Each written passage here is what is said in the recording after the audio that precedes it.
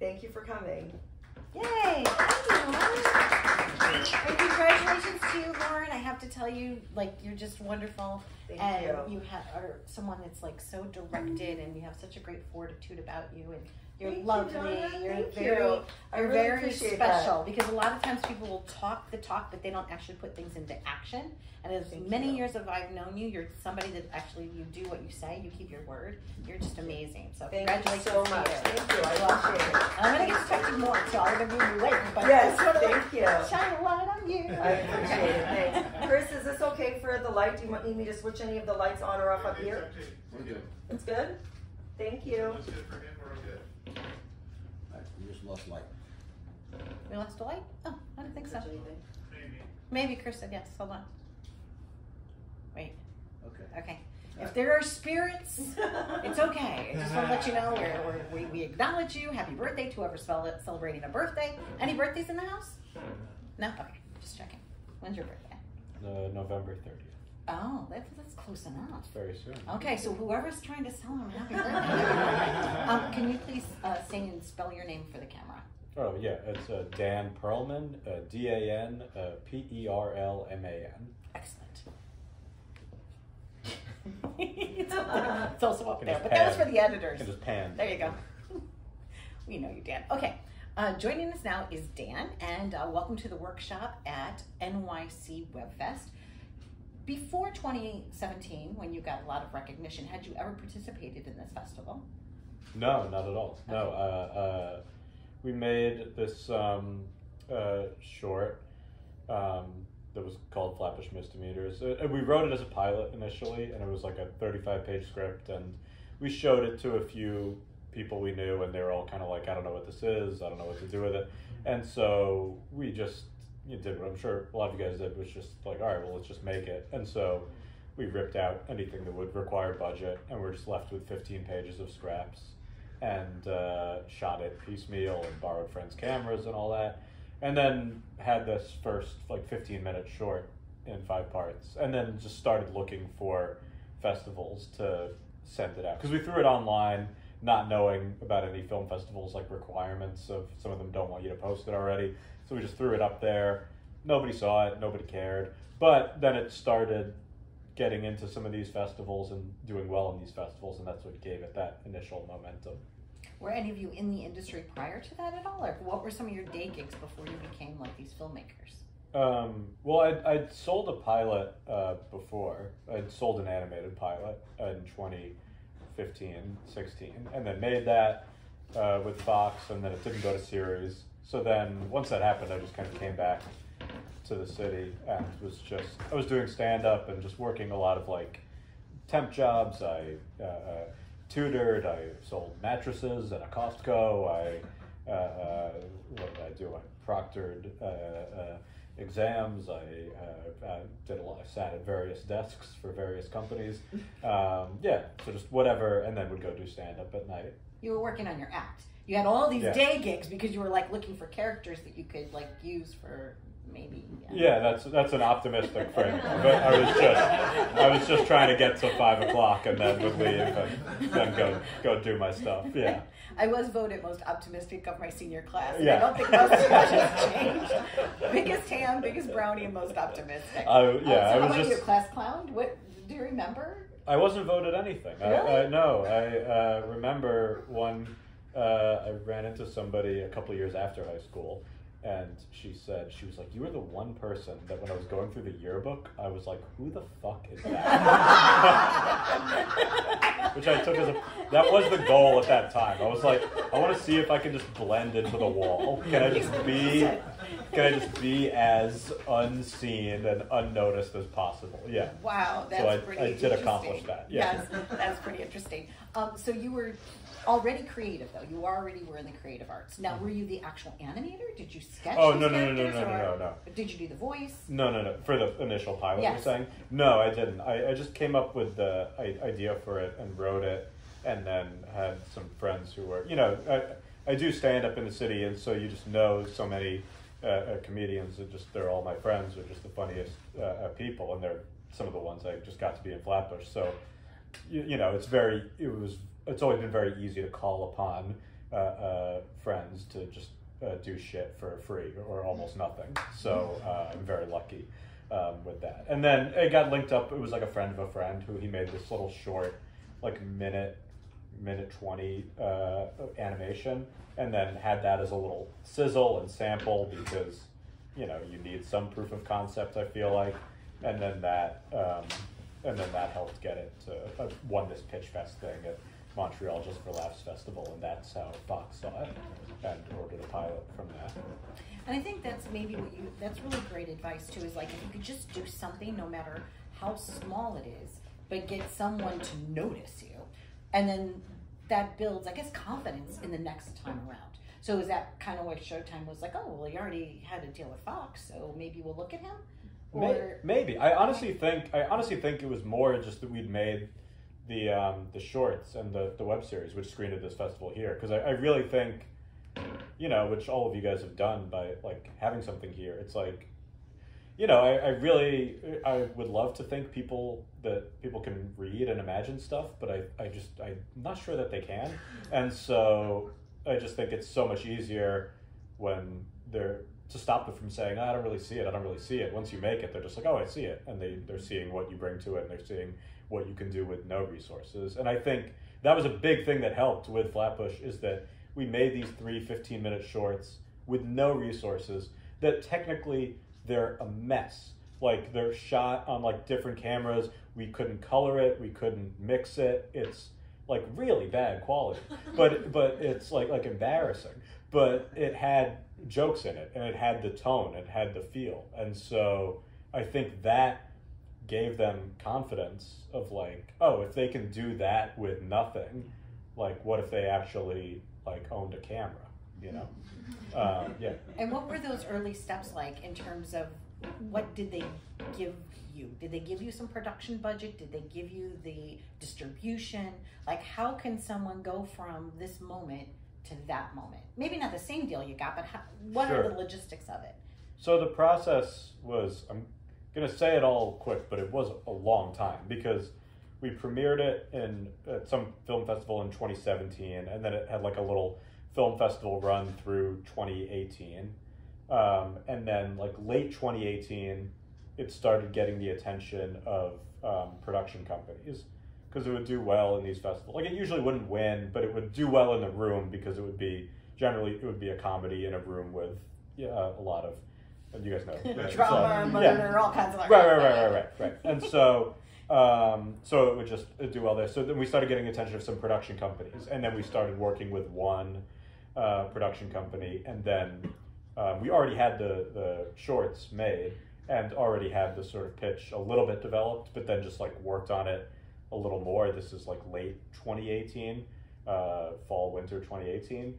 And then early 2019, pitched it to networks. We pitched it to 6 networks and we're lucky to get 4 offers. So we needed the production company to get in the room. Like, that was the first step, because we had no credibility to do that. And they did this Amazon show Catastrophe, and I don't know, a couple other things that I've heard them mention 100 times but haven't watched. But John Oliver's show. So, but yeah, so then we pitched it, and then Showtime just gave like the strongest offer. So we had a 2-script to series deal with them. Because we'd made the shorts, we didn't have to film a pilot, which was like a huge hurdle to avoid. And so then it was just the development process of writing the scripts, the first script, and then once they approved that, the second script. And then if they approved that, then we would get the full series order. But so just to give a sense of how long that process was, they said they were going to make an offer in February 2019, and we were ordered to series in October 2020. So it was a long process of like, first they got to negotiate the deal, and then we got to write the script, and then they hated the first draft of the script, and then we had to like put everything to get it better. And you sort of learn the development process. And I don't know if it gave them confidence, but I do think for me, having gone through that process once before of development and making a pilot and stuff, like, you sort of learn how to navigate the notes and development of all that. So I think that for sure helped me in terms of like helping get it over the line the second time. How close was the series to what your original concept was? Because sometimes when you sell it to a network, right, it seems like the only thing left is maybe your name, right? Like, how close was it? It was really close. Good. I mean, the first episode, the thing that screened here, you know, in 2017, it's like the same storyline essentially, except just a little more fleshed out, and the characters a little more developed, and it looks better, and all that stuff. And Hassan Johnson's in it, but then it's a lot of us just, you know, saying the same stupid shit we said, you know, outside a Crown Fried Chicken on borrowed time. And so, no, it was very close. And Showtime, to their credit, really were super supportive and kind of left it alone and just let us do our thing. And I think they were happy with the quality of it. But also, I think a big reason for that is that we were just like comparatively incredibly cheap. And so when you know how to make stuff for real cheap, they are just more likely to leave it alone, because it's, you know, they have to account for every dollar Game of Thrones spends or whatever. And here we're like, and then Kareem is gonna like ask me to watch his marshmallows or whatever, and they're like, okay, yeah, have fun. So I think that really helped us in terms of that they were like really super respectful of what we wanted to do with it, for sure. I like the steps that you just shared. I want to make sure everybody was listening. The point where they were talking about the fact that, hey, they had this pilot and they had this, right? They had something tangible. It was starting to get some attention and people were liking it, people were laughing, which then got interest of others. But then did you hear where they were saying about connecting with production company?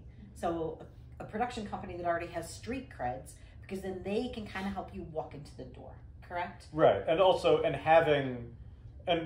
had the full treatment and outline for what we would want the show to be. So we had something we could just hand to them. So we didn't seem clueless in our first meeting with them. So I think that helped also, of like, oh, okay, these guys already have an idea, and then we can develop it with them, but also they're not coming into this completely blind to what the steps are going to be, so it'll be easier to work with them. Now with stand-up comedy, do you feel that prepared you also as an actor, like that improv and that freshness? I mean, how did you, right? Is anybody interested in that question as well? Yes. Right. We want in, like, how is that blend? Yeah, I mean, I'm really not an actor, so I couldn't believe they let me do the thing. But no, I think for sure it like totally helps you act, and it helps you be present and in the moment, which was so important. And so I think, there's like, and we worked with a lot of other comedians also, and I got to like direct them, and they're also people I know, so we can write to their strengths and everything. And, there's like downsides to working with stand-ups. It's like, I'm generalizing. They're not going to know their lines. They're not going to have read the script. They're not going to know what they're doing or why they're there, but they know who they are. And so if you make them comfortable, they will make every line better. So that was a huge advantage. I do think it does help you kind of like just be present and adapt and like adjust to people. I mean, all of stand-up is just reading people's facial reactions and just seeing that they're not enjoying what you're saying and pivoting, or seeing that they're vibing with it and leaning into it. And so it does help you kind of like be not robotic and just be like very present. Yeah. And a call time that starts at 2 p.m. Well, that's the other thing. Comics are so used to being treated horribly. Right. Like we're so used to doing like terrible gigs for, in the middle of nowhere for no money. I remember the first day on set for the Showtime show, Kareem Green, who plays my stepdad on the show, who's a very funny comedian. He like knocks on my door and he was like, "Hey, do you know the food that they have over there? Is it cash only, or do they accept card?" And I'm like, "No, you just take it." He like couldn't believe he could just like eat Doritos for free, But that's how low the bar is. That's actually a charming story. It's that's very really, sweet, right? yes. Yeah, that's very, very sweet. Any questions so far? Yes, go right ahead. Was it Lisa? Yeah. Hi, Lisa. Hi. huge fan of Flatbush. I went Oh, to Brooklyn thanks. College. A bunch of my friends went to Midwood High School. So, Oh, awesome. Yeah, Oh, cool. But Repeat the question, Donna. Oh, I'm sorry. Go ahead, She's Lisa. not- I. You, so I can hear. Oh, okay. I'm just gonna pass the mic back. Oh. It shouldn't. Here you go. Okay. Just so that we can get your audio, Lisa. Gotcha, gotcha. Sorry. So should I tell Step everyone right I up. like Come the on up. show? Yeah, Lisa, just Yeah, come make on. sure- make Lisa, sure- just come on No, close no, to us. No, you don't get on camera. Okay, here we go. Make sure everybody gets that. Yes, exactly. So- Here you go. Huge fan of Flatbush Misdemeanors. I love you and Kevin in it, and I know that sometimes there is kind of that question of like, you're the creator, you've done the short, kind of low budget version of it, and you're Yeah. trying to not just pitch your show, but you're trying to pitch yourselves in your show. Right. I'm curious if that was something that you guys set out to do, or if that just happened in like the development room and conversations of like who was best positioned to play the two roles that you guys like play so beautifully. Yeah, that's a good question, and that's a good question, and that's like 100% a thing that I think people maybe don't realize that they should realize when pitching is like you are pitching you also, whether or not you want to act in the thing. Like you're 100% pitching you because they're ultimately working with you, and like they're deciding like, is this a person that I want to have to get on Zooms with and talk to and just work with for, like I said, like a long process. And so I think in the pitch, we were pitching ourselves and pitching our dynamic. Like in the verbal pitch, we pitched each other's characters. So like I explained Kevin is this way and he explained like Dan is this way or whatever. So, and had like, comments back and forth. And so I think that like gave them like a sense of like our vibe. And I do think that's important because it's like you can prepare the best sort of idea or the most fleshed out characters or whatever, but like, it's like they're going to be half zoning out or whatever. So it's like it is mostly like you and your personality, and does that seem like an energy that sort of you want them to want to work with you, So did that kind of answer it? Yeah, totally. Okay, cool. Yeah. And also, how did you stay patient during that waiting process? Right? Because how many of us are like, does he want to date me? Does he not want to date me? Right? Are they going to call me? Like what happens tomorrow? Like maybe they don't really want my show. Maybe I should take another offer. Like. Yeah, no, I was losing my mind. Yeah, yeah. Well, because it was so long. I mean, February 2019 to September, October 2020. This is COVID when all that said it, and so it was the long process. The more annoying process is when they're just working out the initial deal. So like February to September 2019, when they're just like working out the contract, and you're just like, what the hell is going on? And you're not in the room when these contracts are being negotiated. So you're like, what the hell is happening? So that's very stressful because it's, it's fun creating stuff because that's within your control. And there's so much of this shit that's just out of your control. So that's super stressful. And so, but even in that time, I like got antsy and I made a short film I like wrote and directed because I was just like needed to like have like some little project in my control. I think I did a stand-up album in that time also. So I was definitely running around. I was definitely running around just like trying not to like think about whatever I couldn't control. And then over COVID, just had no clue. We were like, does this make no chance of happening? Is anything going to be a thing again? So yeah, I mean, you just kind of hope for the best. Did you have an attorney, like our friend, Mm-hmm. look over the contract? Yeah, Just asking that for you guys too. Yeah, definitely had an attorney. And Okay. Still have her, and she's great, and I trust her. And I don't know anything, so. You don't cut your own hair, right? I just ask Marcy, and if she says it's okay, it's okay. Good Yeah, to yeah. Next question. Don't be shy. Go right at. What's your name? Me? Yeah. Oh, I'm Claire Marie Torn. Hello. Hi. Hi, Claire. I don't have a question though. You have a comment? No, I was just saying I do the same thing. I'm You do? doing a show about New York City stand-up, about a playwright who cool. dived into the world of New York City stand-up, and I used cool. a lot of comedians. And Oh, I also cool. did do stand-up for 2 years, so I know what it's like. Sure, yeah. Yeah. For so, sure. yeah, you work with the bricks you're given, For sure, yeah. Yeah. Well, congrats. Yeah. Hi. Passing it down to you. Yes. Hi, I'm Jordan St. James. Nice to meet you. Hi, Super Jordan. inspiring. I love the web series. I think that's just, it's very like hidden until you talk to someone who's done it before. And I think pitching, even just getting to that room seems like super daunting or like a task to overcome right now. And so I'm wondering how you like prepped before you even got to that pitch room. Like I know you're selling yourself and you're selling the story itself, but what helped you feel confident in that, and yeah, just how that went. Yeah, I think.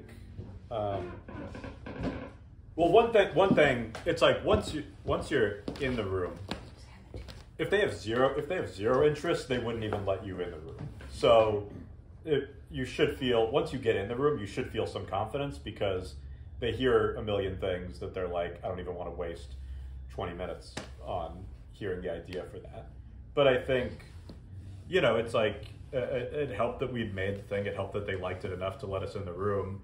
And it helped that, we did have like a very like detailed pitch and sort of knew like from that pitch knew not just the characters, but like the season arc is like pretty much, the plotting is like a little different, but like the emotional arc is like pretty much identical to what we like actually pitched in that room for the first season. So I think we just had it pretty well thought out, and then it's sort of like you control what you can control, and it's so if they like that, then it's just like you just want to make sure that everything gets across, and that you don't leave thinking like, oh, I wish I'd clarified that, or I wish when they ask a question you're like, oh, that's some foundational thing that I should have said but didn't even think of. Yeah, I don't. Was that? Perfect. Thank you. Okay, cool. Yes. Hi, I'm Dion. I made a web series called Q Train, and we screened the pilot yesterday. Yeah. Thank you. I'll repeat it. Yeah. Yeah. I was basically wondering, because we're starting the film festival circuit now. This is our second film festival, Cool. and we originally weren't even planning on doing the film festival circuit. We were more like, let's just put it online, I don't know, throw in some ads, and hopefully get an audience type thing. But now, since we're going this route, I'm just curious, like, did you guys have a very strong strategy of when you made it, like, I'm gonna get an audience, or if we're going to film festivals, did you like invite a lot of people to come that were like industry people? Like, no, we had an embarrassingly small strategy, or zero strategy, and just threw it online. Yeah. Which disqualified us from some cool festivals that Right. were like, oh, if we had read one thing, we could have known that.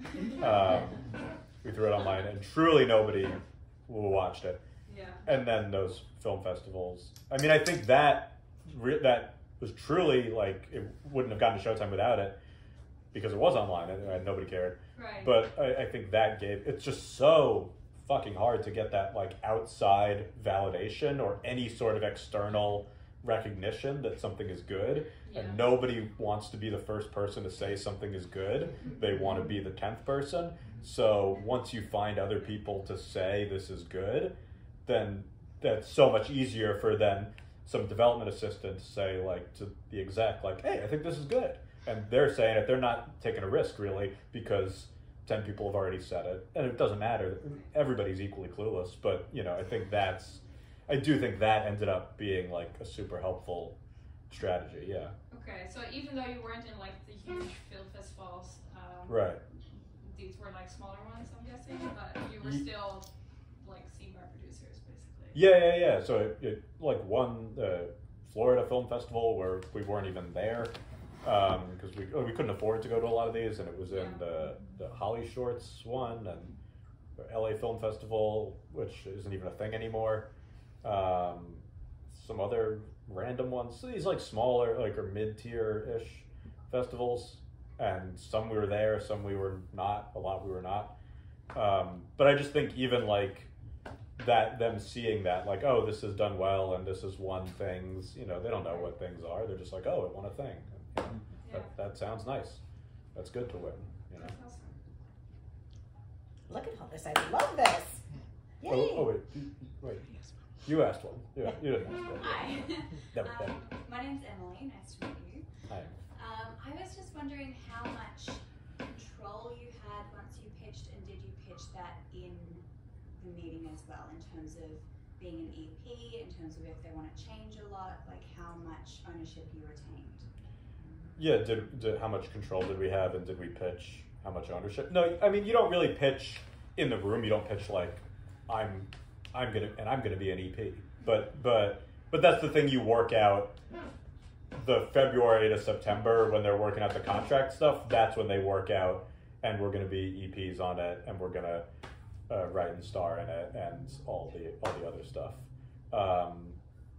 But yeah, that's not as much done like in the room. There, you're more pitching the sort of like content of it and yourself and all of that. Yeah. Afterwards, though, if they want your show and Yeah. they're like, we don't want you in it, we don't want you to have any control over it, can they do that, or can you? Were you like? I mean, I don't. Can if they want the show, can then they say, but we don't want you? You know, I guess. I don't know, but the short answer is I would assume yes. I mean, the example I always give is like they fired Roseanne from a show called Roseanne, and they just got rid of her and kept the show moving. It's still on, so I think they can do whatever the hell they want. But I think the show, the fact that we'd made it and it was so like entrenched, like that it was like us with the show. It wasn't like we have this idea to adapt Star Wars or something, you know what I mean? And they're like, oh, why don't we just get a famous guy to do that? You know what I mean? Like it's like it was very like entrenched with us, so I think that helped. You know, it wasn't a story anybody else was gonna tell. You know. What do you got? When you got to Showtime and you were putting together your room, yeah. Did you have a lot of say in who you were staffing, or was that kind of a compromise with the network and you and your partner? Yeah, did we have a say in who we were staffing the room with? Yeah, we had a say, but then that becomes a compromise with, they brought in a showrunner the first season who was like a very experienced TV showrunner who'd done a lot of stuff since the 90s. Because we had an insane schedule the first season. We were ordered in October 2020, and then we had to be on the air, and we had to have written and shot all of the episodes and be on the air May 2021. So we had about a 13-week room and 2 scripts were written, and they were also they had to be cut significantly for TV. So then we had to break the rest of the season, write 8 more scripts, and then shoot it March to May 2021. And I think we wrapped May 5th, 2021 or 7th, and then we're on the air May 23rd, 2021. So we were like editing, picture locking as we were going. It's like it's crazy. But anyway, so to that point, they were very adamant, and correctly so, that we bring in a couple like senior writer producers that have had experience that could help us effectively like execute, like, okay, this is the season you guys want to make, cool, here's like the steps you need to do it on this kind of batshit timeline. So the fun thoughts you have of like, oh, and we could just bring in like my equally clueless friends and figure it out together. Like we didn't have that time. So then, yeah, there's a couple friends who were pissed at me because I couldn't hire them, but you know, time passes. Ian in the back? I was just gonna say, show's fantastic. Oh, thanks.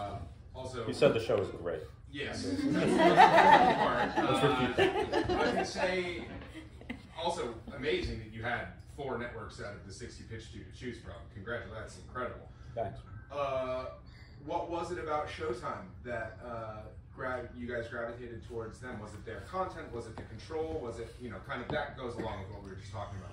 I think they were genuinely like what gravitated us to Showtime. I think they were genuinely the most enthusiastic about it, and that enthusiasm comes with like giving us a little more control. Like giving us a 2 script to series deal was like really cool, to not have to like shoot a pilot. You know, FX, I think we would have had to shoot one, and they have a slower like development process and stuff. Comedy Central, I think they offered like $20 or something. You know what I mean? Like, so as tempting as that was, you do have to pay for crafty. Yeah. Who would have? That's why I was asking, because Kareem knew. It's like, this is Comedy Central. I'm not just getting a free power bar. Yeah. But they were genuinely excited about it, and they had done a couple shows at that time that were like smaller. Like this is a smaller show with like first time creators. They'd done that show Smilf with something that also came out of a web series or short film or something. So they seemed, and yeah, they just seemed excited about it. So go there, you know. Any other questions, thoughts, comments? Now's your time. You can pick his brain. Like we could go up there and just pick right at the brain. I don't know much, but whatever. Did you have representation around that time, or like did you get that later? Yeah, well, when I did the first, I did an animated pilot before I did Flatbush. And when I did that, I had a manager and an agent, and then I got rid of them, and then didn't have representation for a while. While we were making the short, like at the time it screened here, I didn't have any representation, and then it wasn't until the production company was actually also a management company. And so I started working with them for management, and then got agents when the show came out, and now don't have the management anymore. What company is this? This was Avalon. Avalon? Yeah. I can tell you off camera what I think.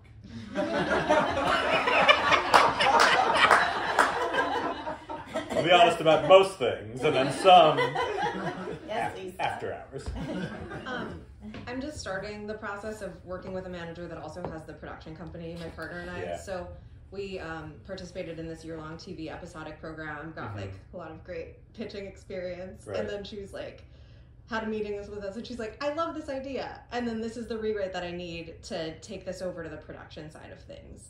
And so that just feels kind of like another like Sisyphusian sort of thing, but we're grateful for the feedback and their good notes. But I was just wondering, kind of from a writing perspective, how do you navigate that like kind of tiny fists moment of like, I have to do this big rewrite now, and like figure out your vision, and then also how to make it kind of fit into these more like marketable notes, or you know what's working for that particular production company. Yeah, it's tough. The question's like, how do you navigate?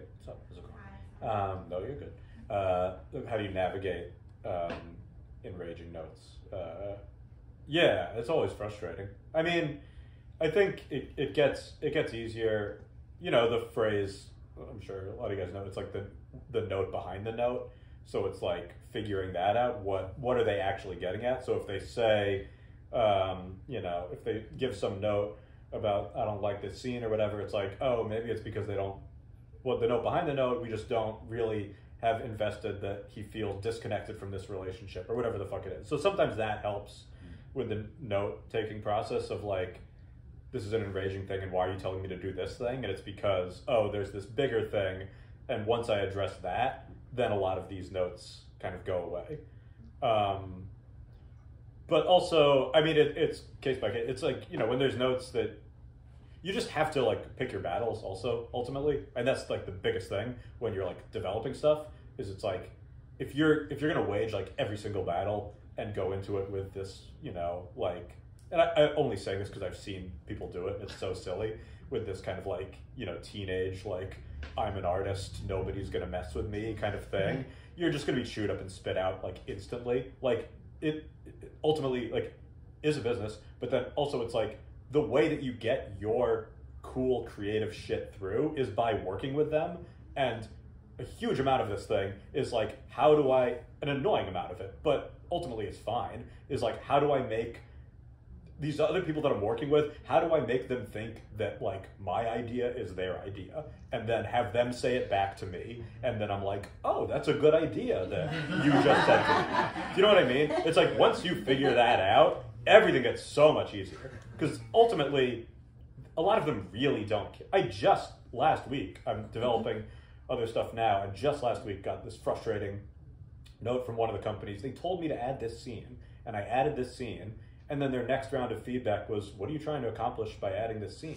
And I was like, I did the same thing. I made a fist, I called a friend, and I was like, are you fucking idiots? Like, but it's like, it's one of those things, it's like, okay, that's what, they're just going round and round here, so I can just get mad and be like, they don't know anything. Or I can be like, okay, then there must be something going on here, and then we can have a conversation like, where do we really feel like it's at, so we're not just on a goose chase a little bit.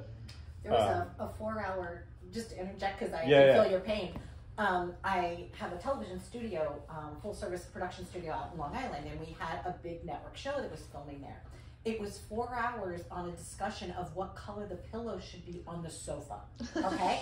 And so they brought in 20 pillows, right? And then they did these 4. No, not these 4. And then they're videotaping them, they're sending them to the network, and the network must have had a team of 8 people sitting around deciding what color the pillows should be, right? And it was just a matter of whatever the brass was and how they wanted to at least put their thumb on it, or somebody wanted to have a say. And so, if you can let some of that stuff go, then you're all the better, because eventually they're going to figure out what pillows they want. Right, and a lot of that stuff, it's exactly, they're trying to justify their jobs, and so, it needs to be this color pillowcase, and you're like, whatever, great, who cares? I don't care. Like, there's so many important things that you are going to, like, need to, like, wage those battles for, that when it's some, like, minor shit, even if you disagree with it, it's just like, whatever, sure, you know? And then a lot of times, and then you sometimes realize, like, they don't even mean this thing they're saying, you know? My favorite, not to go on to a tangent, but, like, my favorite, I remember it was before we started shooting, and our production designer was on a Zoom pitching, like, showing all the sets to the heads of Showtime, and they're showing, like, the, you know, art designs and everything, and all the, like, carefully made stuff. And we were on such little budget and such little time, and we were about to start shooting, and we had there was no adjustments that could be made, you know? And we're just looking at everything. And the president of Showtime, he kind of, like, paused, and he stared off, and he's like, I love a good fire escape. And we, like, didn't have a fire escape. And I just started laughing, because I knew in that moment, everybody in their head is starting to panic, and our producers are like, we have to cut these 6 scenes and make them fire escape scenes, and this episode in the school, you should be tutoring somebody on a fire escape. And I'm like, and then I knew I got off to 10 emails urgently, like urgent fire escape or whatever. And I'm like, he's not even going to remember that he said this. He literally was just like hallucinating and like was like imagining something and like said it aloud. I would be floored if he came back and said, "Where is the fire escape?" I was like, I promise. And on that note, I think that's a really good stopping point. And you know, we're gonna turn off the camera, so you could also feel free to say anything else you want. Wait. Hey, I'm Donna. Are you still rolling, Lewis? Wait up. Okay. Good. Hey, I'm Donna Drake. We've been visiting with Dan. We're here at the NYC Web Fest. Stay tuned for more. Thanks, guys. And we're out. There you go. So now,